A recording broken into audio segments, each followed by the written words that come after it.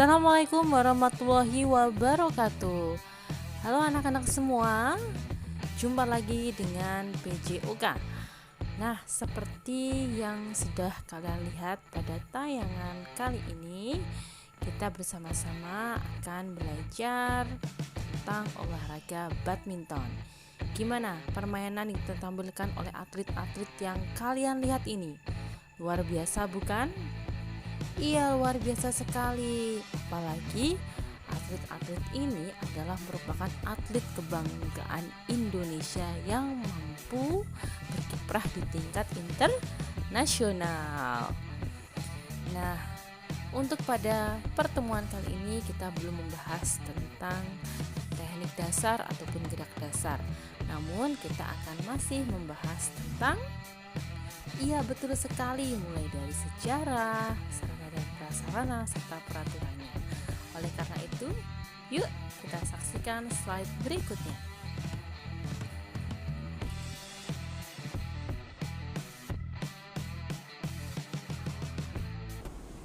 Baik anak-anakku semua, seperti yang sudah kalian lihat pada tayangan video tadi, pada hari ini kita akan belajar tentang olahraga bulu tangkis, atau mungkin anak-anak semua sering menyebutnya dengan olahraga badminton.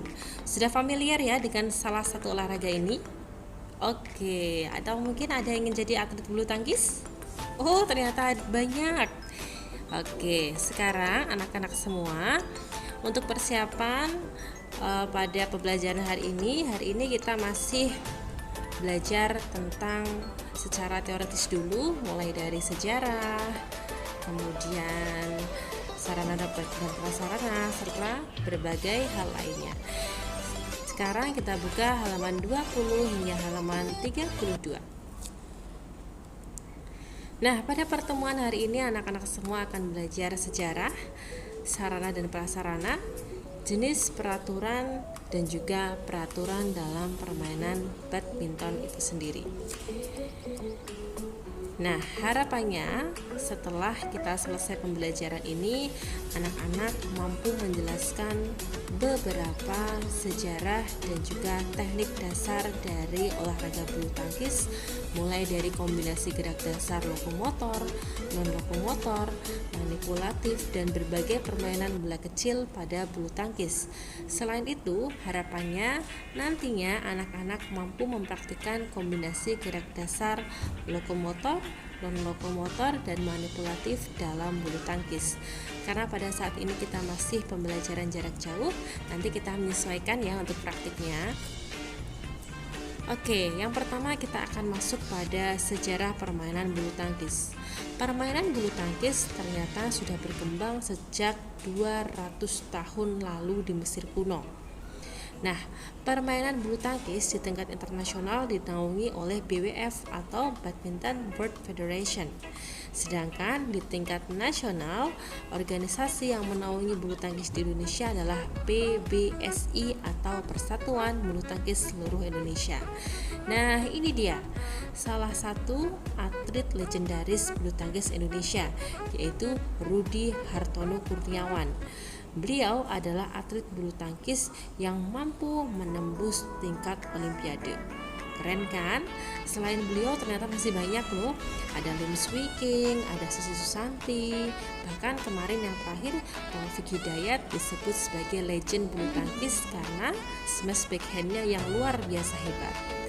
Nah, sekarang kita masuk pada materi selanjutnya, yaitu sarana dan prasarana bulu tangkis. Ketika akan bermain bulu tangkis, apa yang perlu kita siapkan? Iya betul, kita perlu menyiapkan yang namanya raket, di mana raket bulu tangkis ini ternyata beratnya hanya 150 gram. Dapat kalian lihat seperti ini ya, ini adalah penampakannya. Bahan yang digunakan untuk membuat raket ada berbagai macam pilihan, seperti kayu, aluminium, fiberglass, bahkan karbonek. Nah, untuk senarnya sendiri terbuat dari nilon yang kuat, sehingga ketika bermain bulu tangkis tidak khawatir dari segi nilonnya sendiri atau senarnya sendiri takut terputus. Nah, untuk bagiannya sendiri ada kepala atau kerangka, kemudian ada tenggorokan atau persambungan antara dari kepala net dan juga badan net, kemudian ada tangkai dan juga ada pegangan atau hand grip. Kemudian kita masuk yang kedua, yaitu shuttlecock, di mana shuttlecock ini terdiri atas beberapa bagian, yaitu bagian kepala dan bagian bulu. Bagian kepala shuttlecock terbuat dari gabus. Nah, pada gabus tersebut ditancapkan 14 hingga 16 helai bulu. Untuk beratnya sendiri antara 4,73 gram hingga 550 gram. Nah, seperti ini ya penampakannya. Oke, kita masuk ke sarana dan prasarana selanjutnya, yaitu lapangan bulu tangkis. Mungkin di daerah kalian atau di kampung-kampung kalian sudah familiar dengan lapangan ini, di mana lapangan bulu tangkis dapat terbuat dari semen, kayu, ataupun karpet sintetis jika kalian sering melihat sirnas atau pertandingan tingkat internasional atau bahkan nasional. Nah, ini dia untuk lapangan bulu tangkis beserta ukuran dan keterangannya. Cermati baik-baik ya, karena pada tugas kali ini berhubungan dengan gambar dari lapangan bulu tangkis. Dapat kalian lihat, garis ini adalah garis double, jadi ketika permainan single garis ini tidak terpakai. Jika ada shuttlecock yang melewati garis net, maka hal itu terjadi out. Paham ya sampai di sini ya? Nah, jika paham, kita akan masuk pada bagian berikutnya. Sekarang kita masuk pada jenis pertandingan dari bulu tangkis itu sendiri. Dalam permainan bulu tangkis terdapat banyak kejuaraan atau turnamen. Turnamen tersebut mulai dari tingkat RT, RW, kabupaten, kota, hingga tingkat internasional. Nah, ini adalah beberapa contoh turnamen bulu tangkis baik di level nasional hingga internasional. Antara lain, ada kejuaraan putra bergu tingkat internasional atau Thomas Cup. Kemudian untuk yang putri tingkat internasional adalah Uber Cup. Setelah itu ada pula kejuaraan bulu tangkis All England. Dan kemudian ini nih kejuaraan yang dipertandingkan di Indonesia, yaitu kejuaraan bulu tangkis Piala Sudirman. Paham ya sampai di sini ya? Dan tentunya berbagai macam kejuaraan lainnya, seperti kejuaraan dalam PON, dalam Porprov, kemudian juga ada Sirnas. Nah, sekarang kita masuk pada aturan dari permainan bulu tangkis. Perhatikan pada kata yang Miss beri tanda garis bawah dan juga huruf tebal.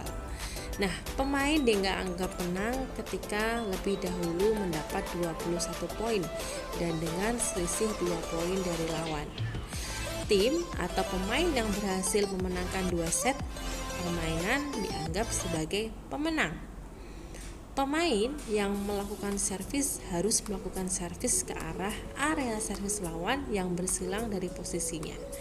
Nah, kita bahas satu-satu ya. Dari bagian poin dulu. Nah, jadi ketika seorang pemain bulu tangkis berhasil memperoleh skor 21, maka dia yang menang terlebih dahulu. Namun jika terjadi nilai 20 sama, maka disitulah terjadi jus. Dapat diambil pemenangnya ketika salah satu dari pemain mampu dapat unggul 2 poin di atas poin lawan. Nah, ini dia untuk pemain yang memenangkan 2 set. Jika terjadi pemenangan set seimbang, misalkan 1-1, maka akan dimainkan set ketiga sebagai set penentuan. Paham sampai di sini? Oke, good. Kemudian kita masuk pada aturan yang ketiga. Jadi ketika servis, seorang pemain bulu tangkis harus melakukan secara silang. Nah, kalau ini memang sudah dari peraturan dari sananya. Namun, secara hukum geraknya, ketika seorang pemain badminton melakukan servis silang, maka servis itu akan lebih akurat dan servis itu akan lebih memberikan manfaat atau lebih memberikan keuntungan pada yang melakukan servis. Begitu ya. Nah, kemudian kita masuk pada nomor tunggal. Saat servis, pemain dapat memukul shuttlecock hingga area paling belakang. Nah, tadi masih ingat gambar lapangan di slide sebelumnya? Ya, jadi dalam permainan tunggal maka garis servisnya hingga belakang. Nah, untuk nomor ganda, pemain tidak bisa memukul shuttlecock hingga area belakang, tapi boleh memukul ke area samping tadi. Paham ya sampai di sini ya? Nah, aturan berikutnya, setelah melakukan servis, semua area pemain berlaku tergantung nomornya, nomor tunggal atau nomor ganda. Kemudian, lempar koin atau lakukan pengundian untuk menentukan siapa yang melakukan servis pertama dan memilih sisi lapangan. Setelah itu, servis pertama di permainan bulu tangkis selalu dimulai dari sebelah kanan. Jika servis yang dilakukan melanggar aturan, maka lawan mendapat poin dan berhak melakukan servis. Oke, aturan berikutnya, jika poin pemain yang membawa servis ganjil, maka dia harus memulai servis di sebelah kiri area servis, jika genap di sebelah kanan. Untuk partai ganda, jika salah seorang pemain servis pertama kehilangan poin dan hak servisnya, tapi kemudian berhasil mencetak poin dan merebut kembali hak servisnya, maka pemain yang melakukan servis adalah rekan setimnya, bukan orang itu lagi. Setelah akhir pertandingan, masing-masing tim atau pemain bertukar sisi lapangan, dan tim atau pemain yang memenangkan permainan sebelumnya berhak melakukan servis pertama pada permainan berikutnya. Misalkan nih, set pertama Miss Casey menang, berarti set kedua Miss boleh melakukan servis pertama. Nah, ini dia untuk tugas kalian pada minggu ini. Silahkan ambil buku gambar, buku tulis atau kertas HVS. Kemudian kalian persiapkan alat tulis dan pensil warna. Setelah itu gambar lapangan bulu tangkis dan kirim ke guru olahraga kelas kalian masing-masing. Persiapkan kok dan raket untuk pembelajaran minggu depan ya anak-anak. Terima kasih sekali anak-anak semua sudah mengikuti pembelajaran dengan sangat baik. Semoga kalian senantiasa dalam kesehatan. Insya Allah kita berjumpa lagi minggu depan. Wassalamualaikum warahmatullahi wabarakatuh.